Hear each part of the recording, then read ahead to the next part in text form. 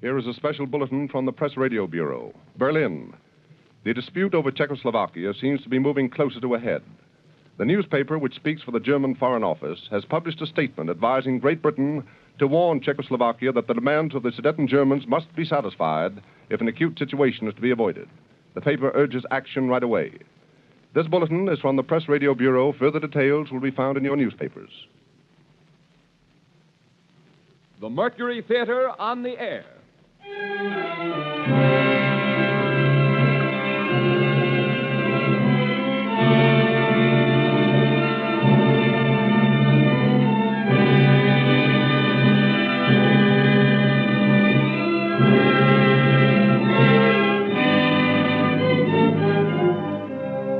The Columbia Broadcasting System takes pride in bringing you Orson Welles and the Mercury Theater on the air in another broadcast of the unique series which signalizes radio's first presentation of a complete theatrical producing company.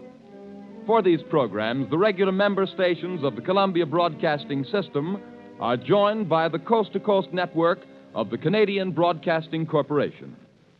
Tonight, the Mercury Theater turns to another of the great narratives and adventure stories of the world of literature, The Count of Monte Cristo by Alexander Dumas. And here again is the director, the star, and producer of these broadcasts, Orson Welles. Good evening, ladies and gentlemen. There is no reasonable explanation of Alexander Dumas. He was a rich man. We note with interest that he went bankrupt in the theater. He was a revolutionary. His grandfather was a marquis. His grandmother was a negress. He was born as Napoleon became emperor. He died in poverty as the Germans marched into France.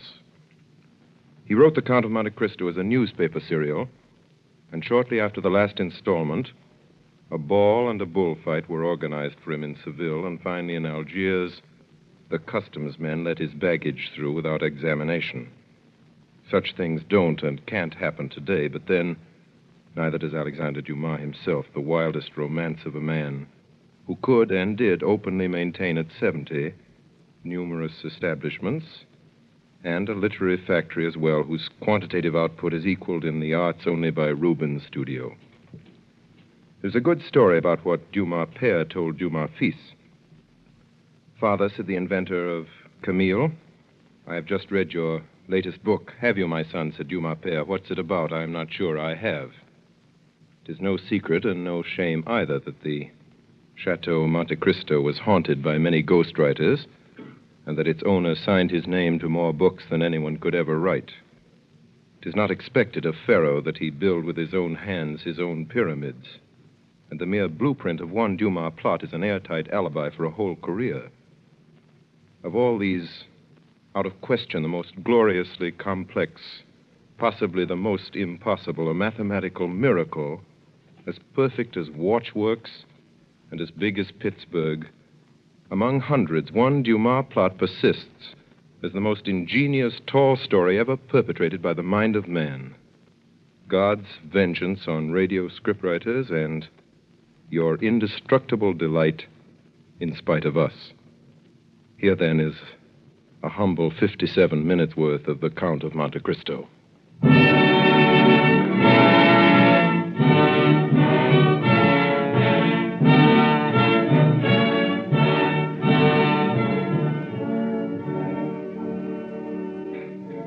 In the year 1815, I, Edmond Dantes, was first mate of the Pharaoh, bound for Marseille from Smyrna, Trieste, and Naples. The day we left Naples, the captain was attacked by a fever and died within 3 days. On the 28th day of September, we sighted the coast of France. Some hours later, we rounded the Chateau d'If and entered Marseille harbor. Monsieur Morel, the owner, came abroad. Good day, Monsieur Morel. Good day, Monsieur Danglars. You've heard of the misfortune that's befallen us, Monsieur Morel? Yes, you mean poor Captain Leclerc. He was a brave and an honest man. And a first-rate seaman, growing old between sky and ocean. Well, a man needs not be old, Danglars, to know his business. Edmond Dantes, your mate there, seems to understand his thoroughly. Hey, let go the anchor!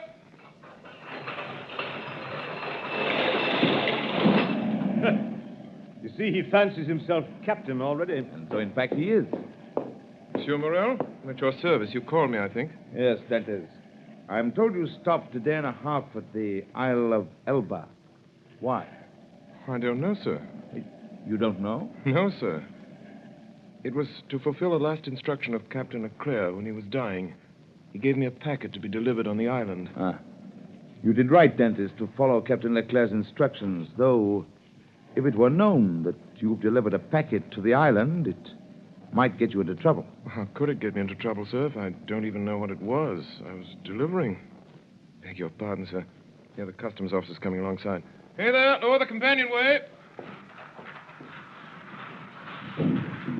Well, Monsieur Morel? Yes, Monsieur Danglars? Edmond Dantes gave you satisfactory reasons for his landing at Elba? Oh, yes, quite satisfactory.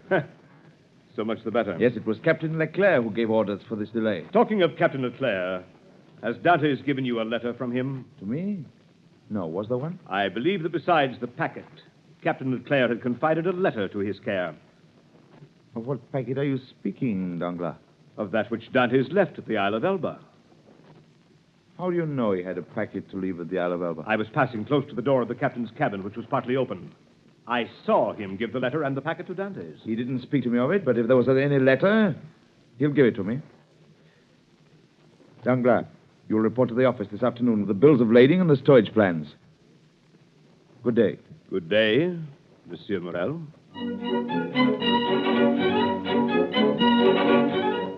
It's a wonderful thing to be home again after 3 months at sea. To see the places you've grown up in as a boy and the streets full of people. I found my father in the little dark room where he lived on the 4th floor of a house in the Rue du Noyer. Father. Oh, Edmond. Father. Father, what's wrong? I didn't expect you in the joy and surprise of seeing you so Father. suddenly. Father, listen to me. I'm to be captain at 20, a captain with 3,000 francs pay and a share in the profits.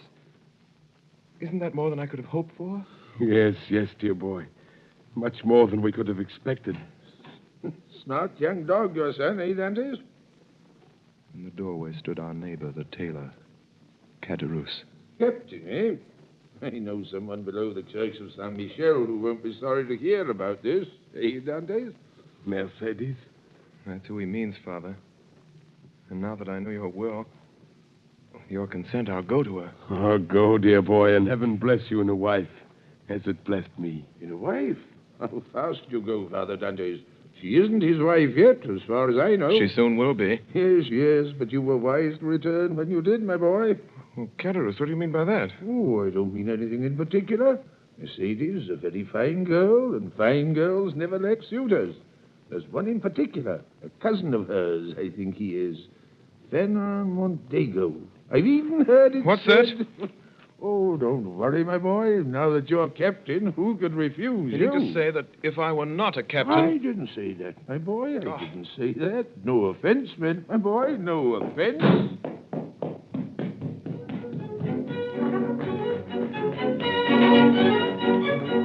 I went into the street, down past the church of Saint Michel, into the fisherman's quarter. Mercedes! Mercedes! Edmund, you're back. We were in each other's arms.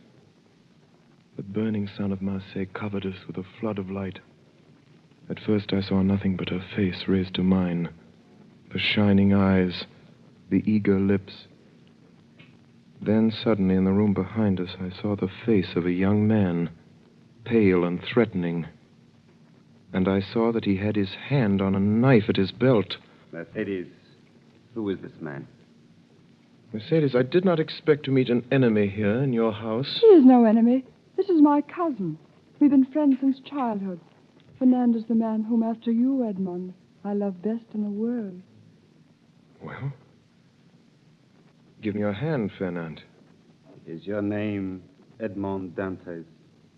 Fernand Mondego came forward. For an instant, I saw a look of deadly hatred in his eyes. Then, quickly, without giving me his hand, he went past us and out into the street.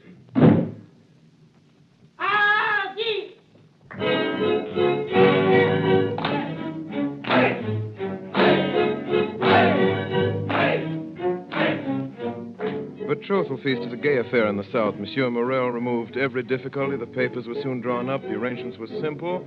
Mercedes had no fortune. I had none to settle on her, and the wedding was set for 2. All our friends were there, and the crew of the Pharaoh and Mercedes people from among the fishermen.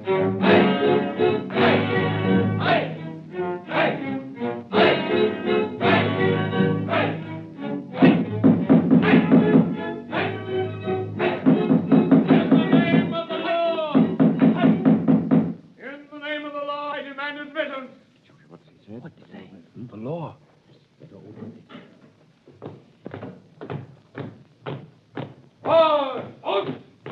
Who among the persons here assembled answers to the name of Edmond Dantes? I'm Edmond Dantes. What do you want of me? Edmond Dantes, in the name of the law, I arrest you. Arrest me? What have I done? I cannot inform you. You'll be duly acquainted with the reason for your arrest at your first examination. Officer, he is my son. He's done nothing wrong. He's a good boy. Edmund. It is possible, in which case every reparation will be made. Edmund. Meantime, Edmond Dantes, you're under arrest. Why? Follow me. All attention! All!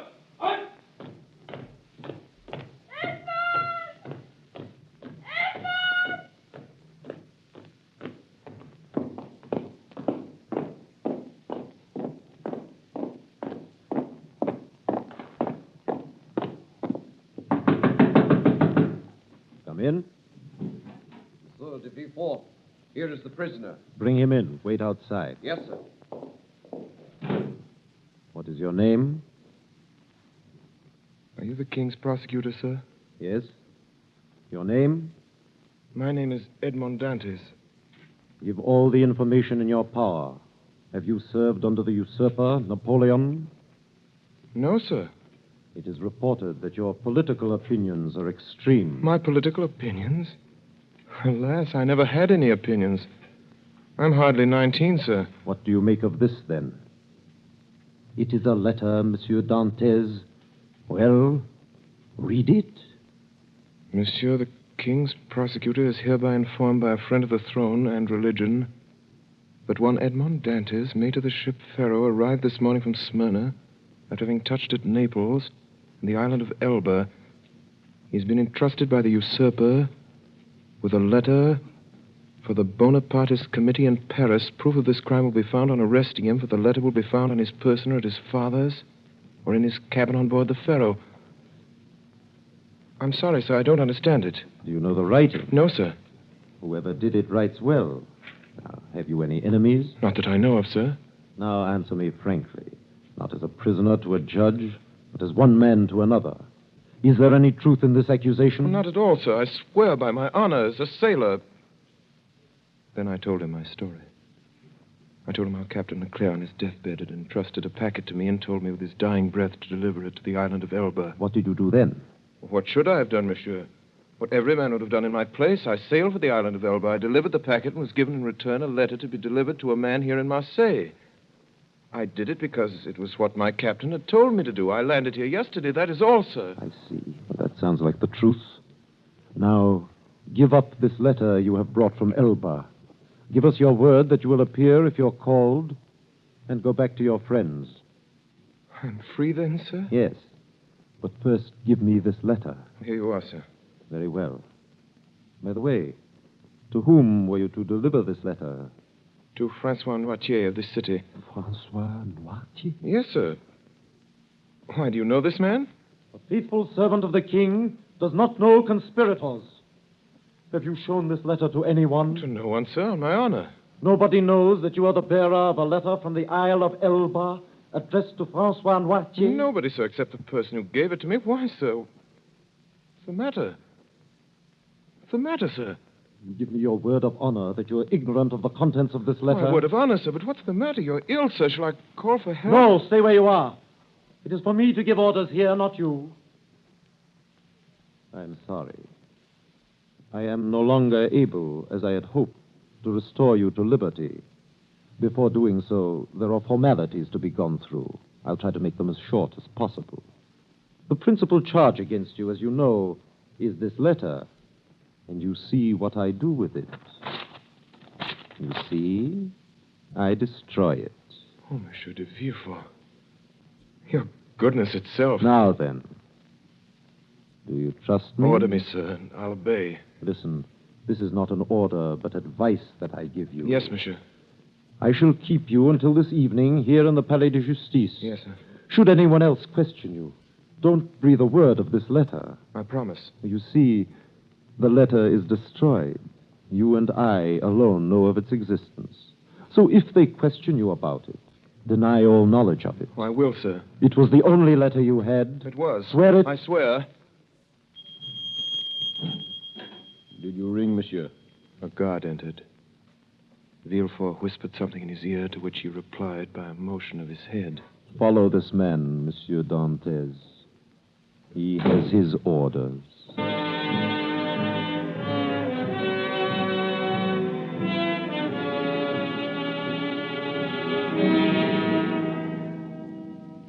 I was taken to a cell. Presently it grew dark. Hours later, I heard steps coming along the corridor. By the torches they carried, I saw the glittering sabers and carbines of 4 gendarmes. Edmond Dantes? Have you come to fetch me? Yes, By the orders of the king's prosecutor? I believe so. Come with us.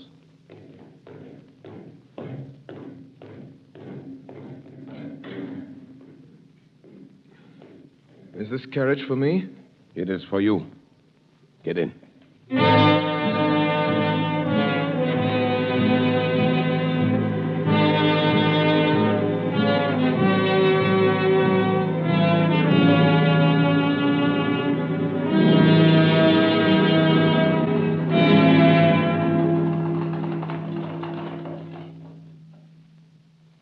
Get on board.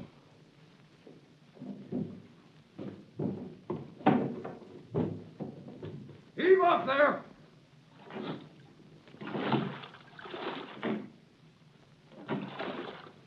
I sat in the stern sheets with a guard on each side of me in the little boat.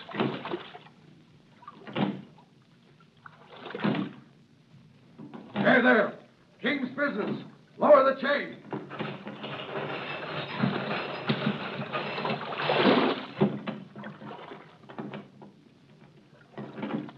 The chain that closes the mouth of the port at night was lowered. Soon we were outside the harbor. My first feeling was one of joy at breathing the fine sea air again, then of sadness as I saw the lights of La Reserve away to the left of me and heard the sound of voices and music coming through the open windows.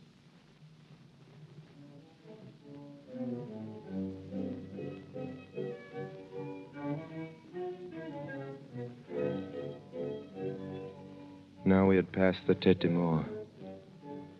We were in front of the lighthouse. We were about to double the battery.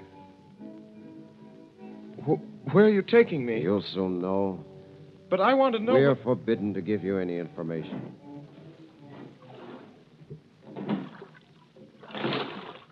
Now we had left the Aérodrome where the lighthouses stood, and we were going past the fisherman's quarter. A few lights were visible from the water. If I cried out, perhaps Mercedes might hear me. I remained silent, my eyes fixed on the lights. The boat went on, and presently a rising ground hid the lights. Then I saw that we were out to sea. Comrades! For the love of God, tell me where we're going. You're a native of Marseille and a sailor, yet you don't know where you're going? I have no idea. Well, unless you're blind or have never been outside the harbor, you must know. No. Look around you. Then suddenly, within 100 yards of me in the night, I saw a dark, frowning rock with a tower on it, like a great black scaffold. The Chateau d'If. Quite right, my friend. The Chateau d'If. Help! Help! Let me go! Help! Help! Help! I'm innocent! I'm innocent! I'm innocent! I'm innocent!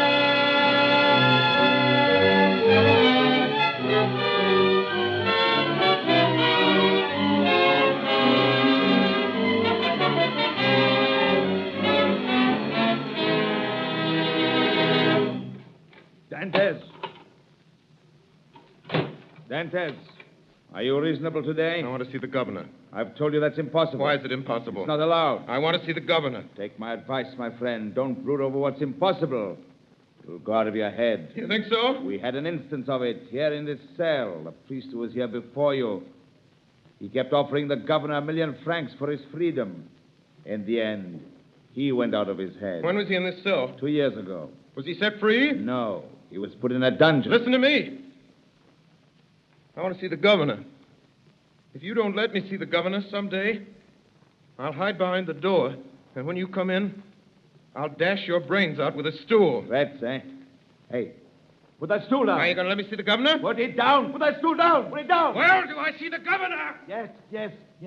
You shall see the governor at once. That's better. It's better. Hurry. Hurry!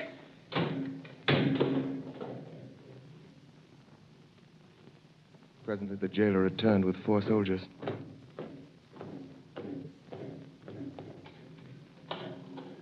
By the governor's orders, take the prisoner to the floor below. The dungeon, then? That's right. We put madmen with madmen. You don't understand, I tell you. I tell you I'm innocent. I'm innocent! I'm innocent!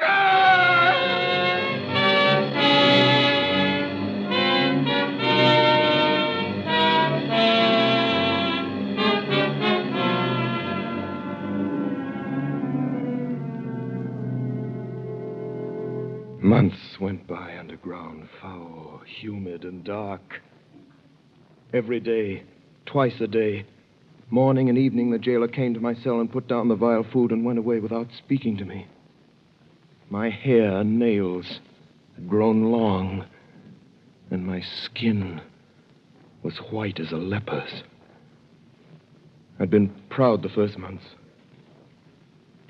Now I began to beg. I begged to be moved from this dungeon to another. I begged to be allowed to walk about. I begged for books. Nothing was granted. I spoke to the jailer when he brought me my food. He rarely answered me. But to speak to a man, even though mute, was something. I tried to speak when alone, but the sound of my own voice terrified me. After what must have been 3 or 4 years, the governor of the Chateau d'If was transferred. The new man never troubled to learn my name. I was no longer Edmond Dantes. Number 34. I took to praying, but not as men pray in prosperity. In my prayers, I laid out every action of my life before the Almighty. Still, I remained a prisoner. Then a deep gloom took possession of me, and then furious rage and savage thoughts of revenge. And wildly, I dashed myself against the walls of my prison. I tore at my own flesh with my nails, and then in the end, I began to think of dying. I swore that I would starve myself to death, so every morning and every evening I threw out through the small grated window all the food the jailer brought me, every bit of it, at first gaily and then thoughtfully, and then with regret. I held the plate in my hand for an hour at a time, gazing at the morsel of bad meat, of tainted fish, of black and moldy bread. Then I remembered my oath and threw the dish away. One day, I found I had not sufficient force to throw my supper out of the window. The next morning, I could hardly see or hear. I knew I was dying. The day went by. I felt a sort of stupor creeping over me. The gnawing pain at my stomach had ceased. My thirst had abated. When I closed my eyes, I saw myriads of lights dancing before them. I was on the edge of that mysterious country called death.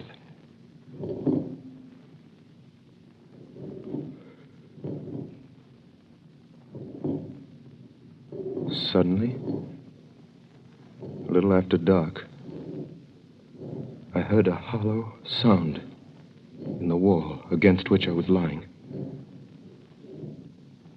I sat up and listened. It was continual scratching, as if made by a huge claw or some iron instrument scraping against the stones. Then all was silent. Soon afterwards it began again, nearer and more distinct. Perhaps it was only a workman repairing a neighboring dungeon. I would soon find out. The sound continued. With my earthenware jug, I knocked against the wall where the sound came.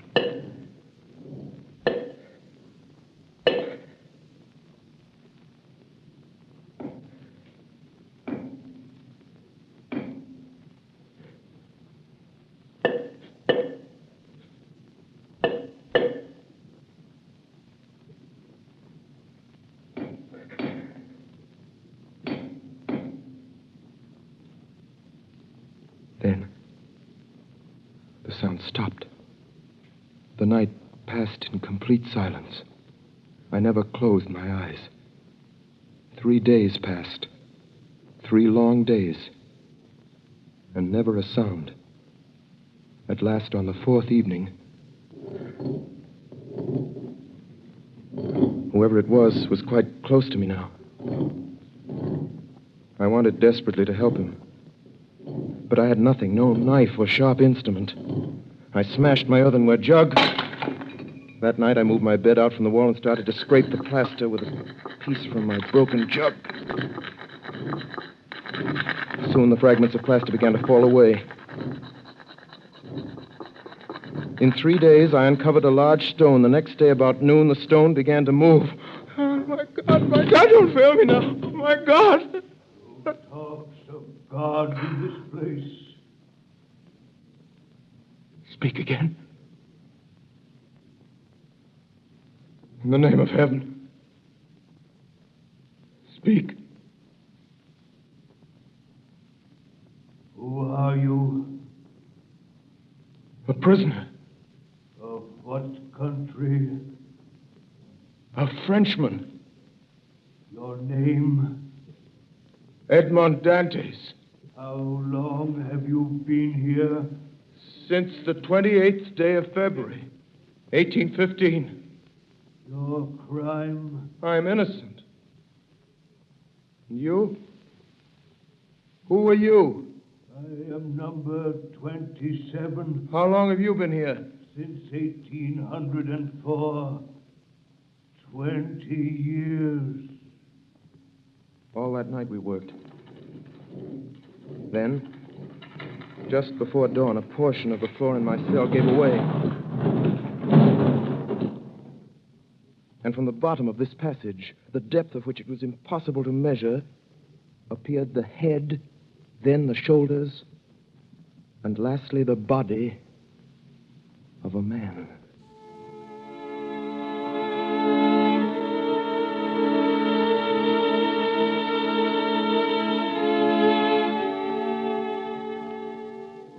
To this man, I owe all that I possess, all that I know, all that I have become. In the prison, he was known as the Mad Priest. I never learned his name. For 8 years, we saw each other every day, using the tunnel he had dug through the solid rock, concealing the mouth of the passage with stones carefully fitted in place. By the sundial he had traced on the wall of his cell, we knew the hours of the guard's visit. The rest of the day we were together. He had been a great scholar in his day, and all that he knew, he taught me with infinite loving patience, day after day, year after year. Then, one morning when I went down, I found him standing in the middle of his cell, pale as death. Quick, Dantes, quick. Listen to what I have to say. What is it, Father? Tell me. I beseech you. What's the matter? I am dying. Help me to my bed. See, half my body is paralyzed already. Here, Father. Thank you, my son. Now listen to me. All is over with me. This night or tomorrow, I shall be dead. But, Father... I know the illness. There is no hope. And I shall never leave this place now. Before I die, there's something I want to give you. In his hand, he held a morsel of paper tightly rolled together. A half-burned paper on which were some lines of Gothic character, traced with a peculiar kind of ink. This paper, my child, is my treasure. From this day forth, it belongs to you. Your treasure? Oh, yes. I know what's passing through your mind at this moment. Even now, you, like all the others... But be assured, my child, I am not mad. This treasure exists. Read what it says. This treasure, which may amount to declared April 14th. You see? I see nothing but broken lines and unconnected words, Father. Yes, to you who read them for the first time. But to me, who have grown pale over them by many nights' study, who have reconstructed every phrase, completed every thought. Have you ever heard of the great Spada treasure? I've heard sailors talk of it, yes. For 10 years, I worked for the House of Spada. That paper you have in your hand is what is left of the will of Cardinal Spada, murdered by Roderick Borgia. Now, take this and put the two pieces together and read. The 25th day of April, 1498, being invited to dine by His Holiness Alexander VI, and fearing for my life, I declare to my nephew Guido Spada, my sole heir, that I have buried in a place he knows, in the caves of the island of Monte Cristo, all I possessed of ingots, gold, money, jewels, and diamonds, which treasure may amount to nearly 2 million of Roman crowns, which you will find in the farthest angle of the island cave. And this treasure I bequeath and leave entire to him as my sole heir, Rodrigo Spada. 10 million crowns. Yes, 100 million francs of our money. Think of the good a man could do in the world with 100 million francs. Yes. And now, I am dying. With my dying breath, I leave this treasure to you. Pray God you'll be more fortunate than I. But I have no right to it, sir. You are my son, Dantes. You are the child that God sent to console me in my captivity.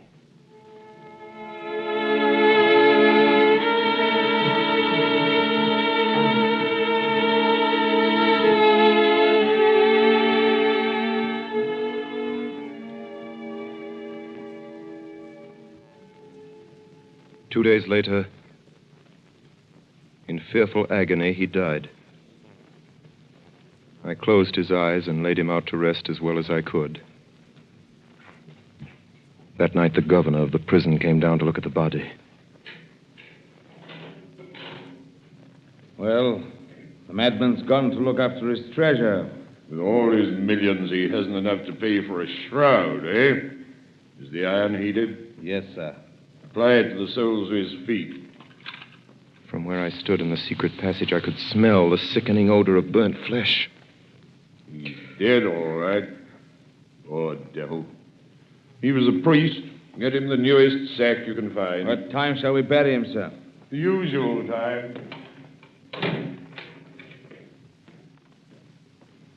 When the cell was empty again, I went in. On the bed at full length, and faintly lighted by the light of a single candle, was visible a sack of coarse cloth. In it was stretched a long and stiffened form. I unlaced the sack, drew the corpse out, and carried it through the tunnel to my cell. I laid it on my bed, turned the head to the wall, and covered it with a sheet.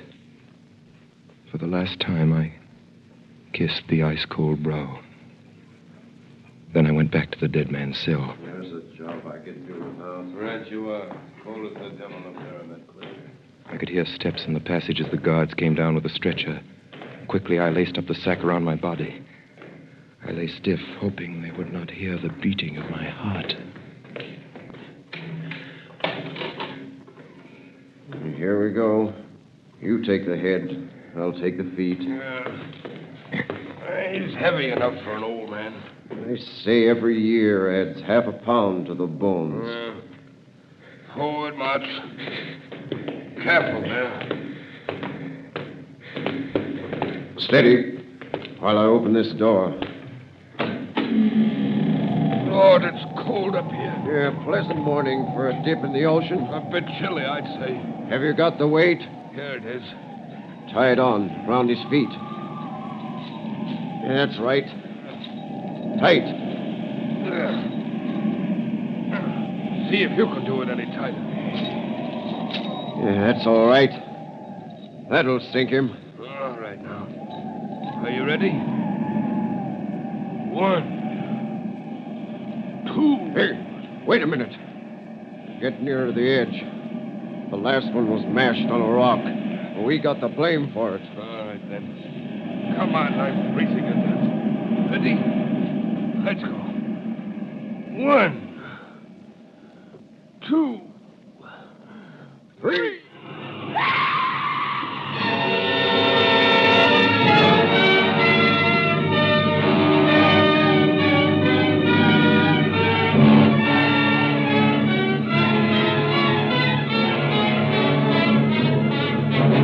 You are listening to the CBS presentation of Orson Welles and the Mercury Theater on the Air in Alexander Dumas' Count of Monte Cristo. The performance will continue in just a moment. This is the Columbia Broadcasting System.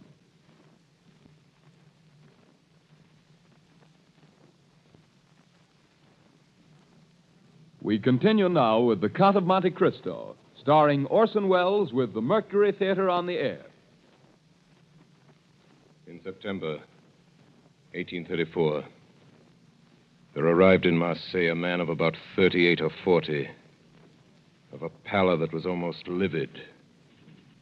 He gave the impression of a man who had been enclosed for a long time in a tomb. Soon after landing, he inquired for a man by the name of Dantes. And hearing that he'd been dead for the past 14 years, he asked for a tailor called Caderousse. Are you Gaspard Caderousse? I am? Let's go inside, my friend. I have to talk to you. Well, what is it? Monsieur Caderousse, in the year 1814 or 15, did you know a young sailor by the name of Dantes? Dantes? Yes. Why do you ask? Is he alive? No, he died in prison. Died, eh? What did he die of? What do young, strong men usually die of in prison? He died of sorrow and a broken heart. And before he died, he begged me to clear his name. He gave me the names of the people here in Marseille who had been his friends. There are 3, he said, besides my father and the girl I was betrothed to. One of them is Caderousse. He said that? The second is Danglars. Danglars? The third is Fernand Mondego. Mondego? You know these men? Know them? Where in heaven's name have you been, my friend? There isn't a man in France who doesn't know them. Danglars is a millionaire, has a banking house of his own. Baron Danglars, he calls himself now. And Montego's a count and a cabinet minister and an officer of the Legion of Honor, with a house in Paris a block wide. I could tell you something about these 2. Not that it'll do much good now that he's dead. Who? That young fellow you were talking about, Dantes. I've a good mind to tell you anyway. Do you know who sent Edmond Dantes to prison? Well, I do. It was 2 men who were jealous of him. One for love and one for ambition. And do you know who they were? I'll tell you. Mondego and Danglars. I thought they were his friends. That's what he thought. What did they do? They denounced him to the police as a traitor. And was he a traitor? No more than you or I. Which of the 2 denounced him? Both, monsieur. It was Danglars who wrote the letter, and Mondego who put it in the post. When was this letter written? At La Reserve, the night before the wedding. How do you know? Were you there? I was at the next table. They thought I was too drunk to hear. I see. How about this girl Dantes was betrothed to? Mercedes? Yes. Yes, that's her name. What happened to her? Well, sir, that's a sad story. When Dantes was arrested, she was nearly mad with grief. Pitiful it was. 6 months went by and there was no news of him. And every day there was her mother telling her he was dead and telling her to marry Mondego. She came to see old Dantes. Edmond is dead, he said to her. If he weren't, he would have returned to us. Then the old man died, and that left her quite alone. Still she waited, and still no word from him. Then, in the end, after a year, she married Mondego. And now she's one of the greatest ladies in Paris. A year. She waited a year. What did you say? Nothing. Nothing. You say Edmond Dante's father died. Yes, soon after his son disappeared. What did he die of? If you ask me, he died of starvation. Starvation? The doctor had another name for it, but I know better. He locked himself up in his room and died of starvation.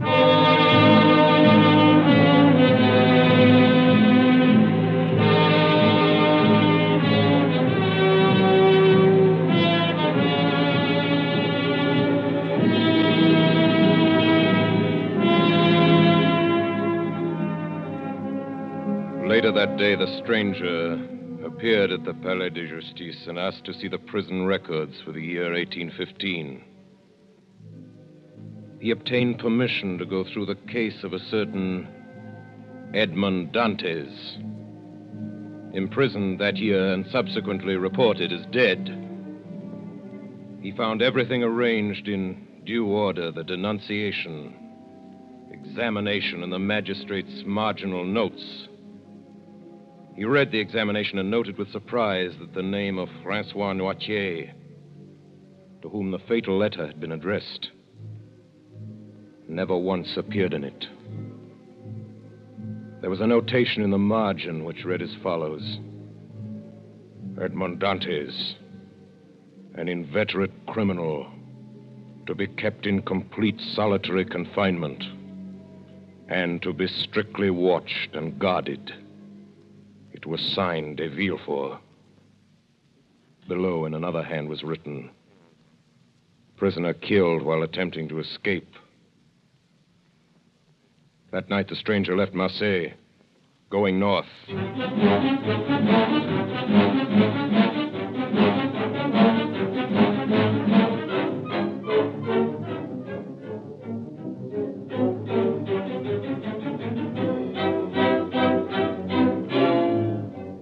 Villefort, Mondego, Danglars. Villefort, Mondego, Danglars. Find out everything there is to know about them. Every move they've made. Every word they've said. Every line they've written. Yes, sir. Find out about their homes, their wives, their children, their friends. Yes, sir. Find out where they got their power, how they made their money, whom they robbed, whom they cheated, whom they murdered.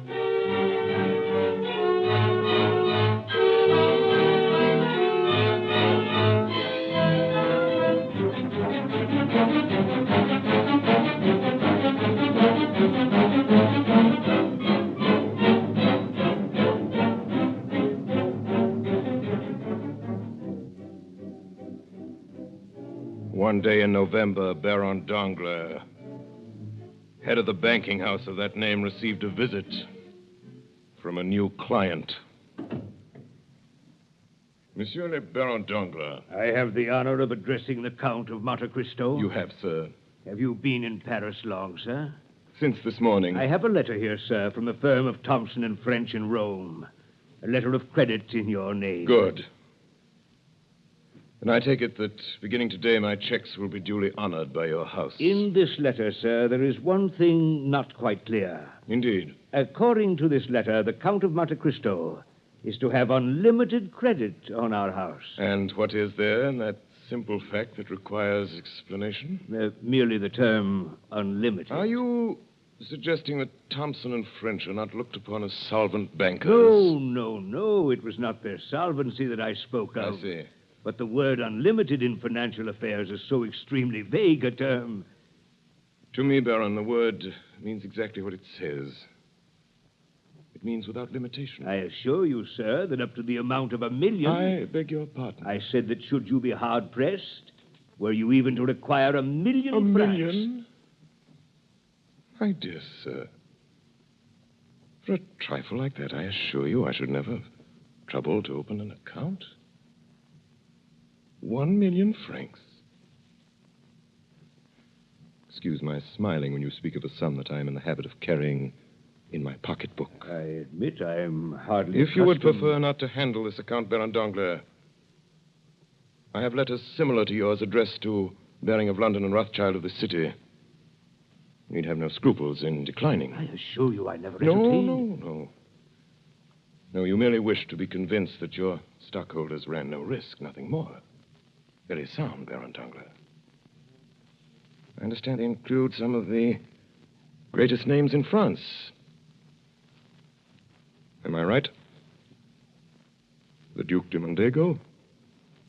The Baron de Villefort? It is not generally known that these gentlemen... Of course. Now we understand one another. I should like to draw tomorrow the sum of, shall we say, 6 million francs, half gold, half notes. 6 million francs? As you say, sir. If I should require more, I shall let you know. Oh, by the way, Baron Danglars, buy for me tomorrow 10,000 shares of Austrian Commonwealth. You have some information, sir, about this stock? You will find, sir, that I never gamble, except in certainties.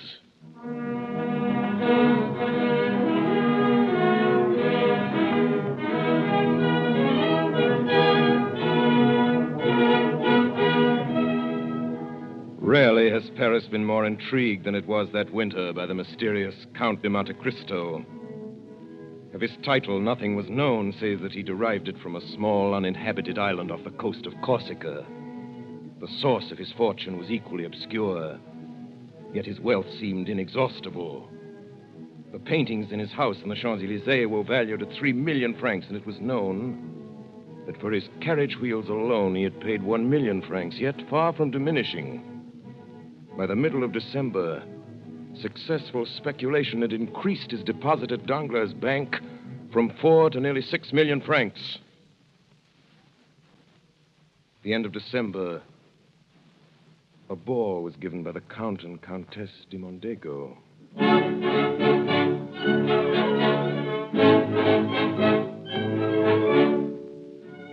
Monsieur, Madame de Noville, Monsieur le Baron de Villefort, Monsieur and Madame de Meller, Monsieur le Comte de Monte Cristo.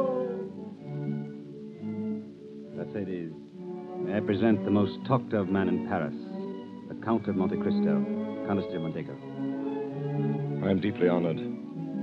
What is it, Mercedes? What is it? Are you ill? It's nothing, Fernand. Perhaps the heat of this room. It was kind of you to come, sir. Will you give me your arm, Count de Monte Cristo? I am honored, madame.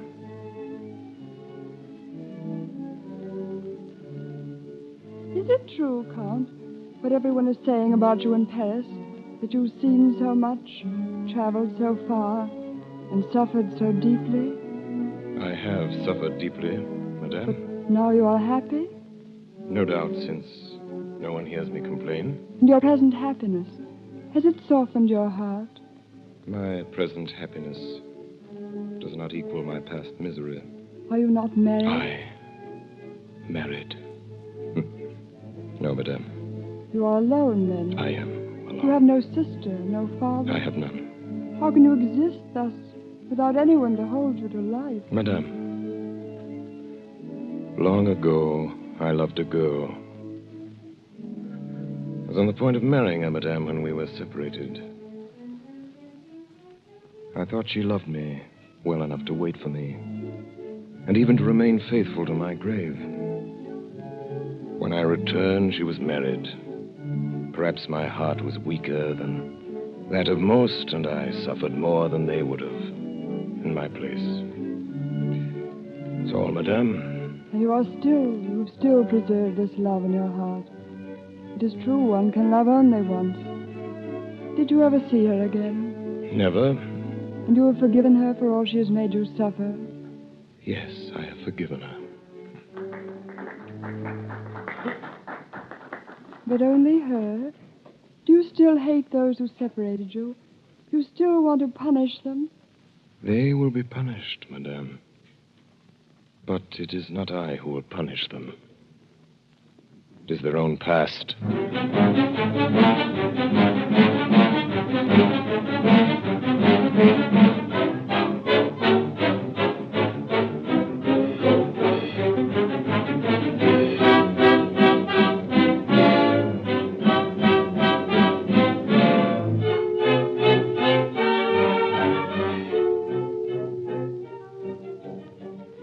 Danglars, Villefort, Mondego.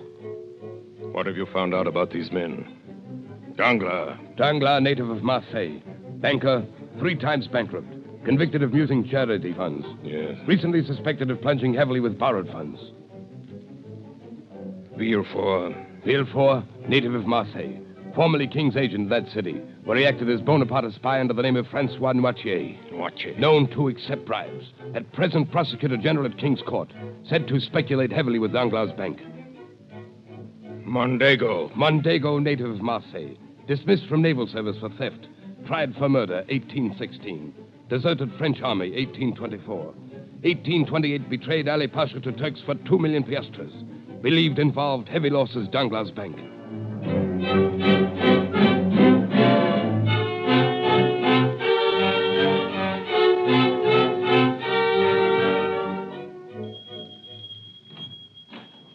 Monsieur Danglars. He's in the private office, Baron de Villefort.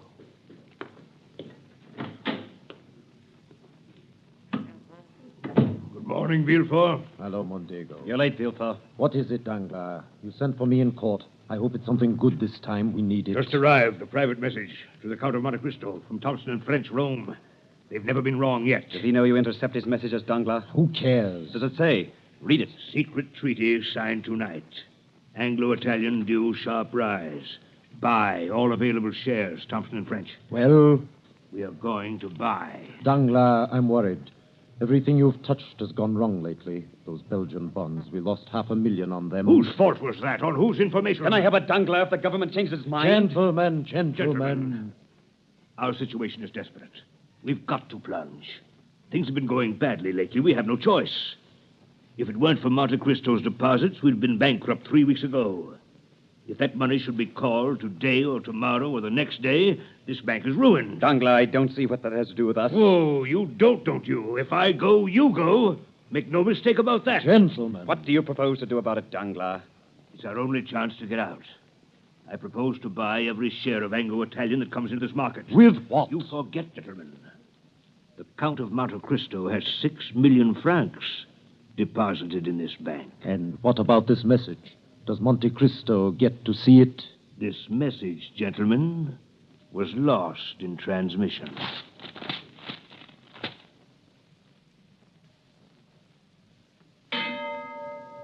Shares of Anglo-Italian. 102. 104. Sold. 200 Anglo-Italian. 105. 110. Sold. 500 Anglo-Italian. 110. 115. 117. 125. Sold. 300 shares of Anglo-Italian. 130. 135. 300 shares at 150. 100 shares of Anglo-Italian. 160. 175. Well? 62,000 shares. How much profit does that show? So far, $750,000. And it's only a beginning. Who was selling? I don't know. I couldn't find out. Come in. Well, what is it? The Count of Monte Cristo to see you, sir. Tell him I'm not... Good afternoon, gentlemen. I hope I don't intrude. Danglars? De Villefort? Mondego? How fortunate. Gentlemen, I'm here to say goodbye. Goodbye? I have decided to leave Paris for a while.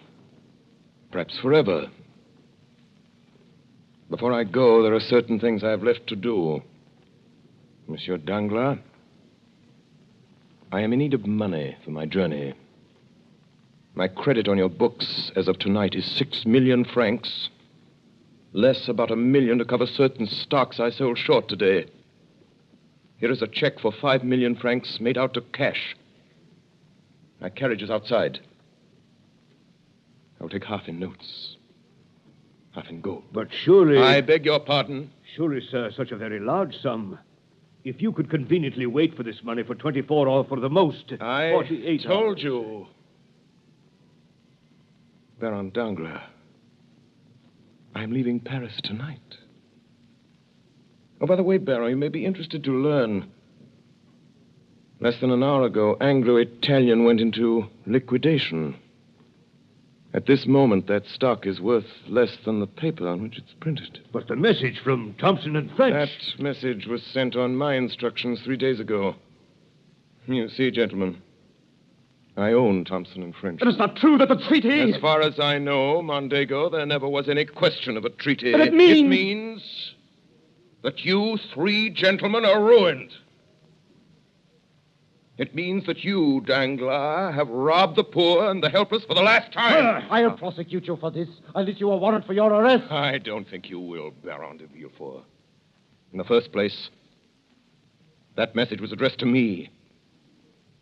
In the second place, since noon today, there has been in the hands of the Minister of Justice a complete record of the career of Francois Noirtier, Baron de Villefort, spy, thief, forger, informer, What are you? perjurer. Who am I? Still you do not know? I know you very well, Fernand Mondego. And tomorrow all Paris will know you for what you are. Deserter, traitor, murderer. Who are you? What have we done to you? You condemned me to a slow, horrible death. You killed my father. You deprived me of love, of freedom, of happiness. Stop! In God's name, who are you? I am the specter of a wretch you buried in the dungeons of the Chateau d'If. You guess it now, do you not? Or rather, you remember it. For notwithstanding all my sorrows and my tortures, I show you now a face which has the happiness of revenge and which is young again. A face you must often have seen in your dreams since your marriage, Mondego, with Mercedes, my betrothed. Yes, Mondego. I am Edmond Dantes.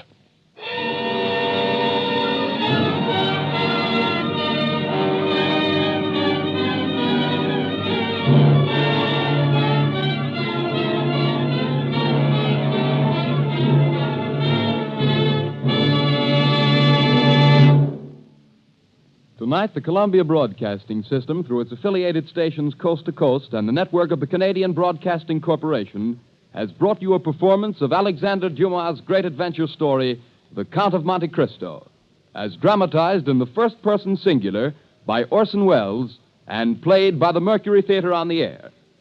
In the cast this evening, Ray Collins as the Abbé Faria, George Coulouris as Monsieur Morel, Edgar Barrier as de Villefort, Eustace Wyatt as Caderousse, Paul Stewart as Old Dantes, Sidney Smith as Fernand Mondego, Richard Wilson as the officer, William Allen as a merchant, Anna Stafford as Mercedes, and Orson Welles as Edmond Dantes, the Count of Monte Cristo. The orchestra was directed by Alexander Semler, and Davidson Taylor supervised the production for CBS. Dan Seymour speaking.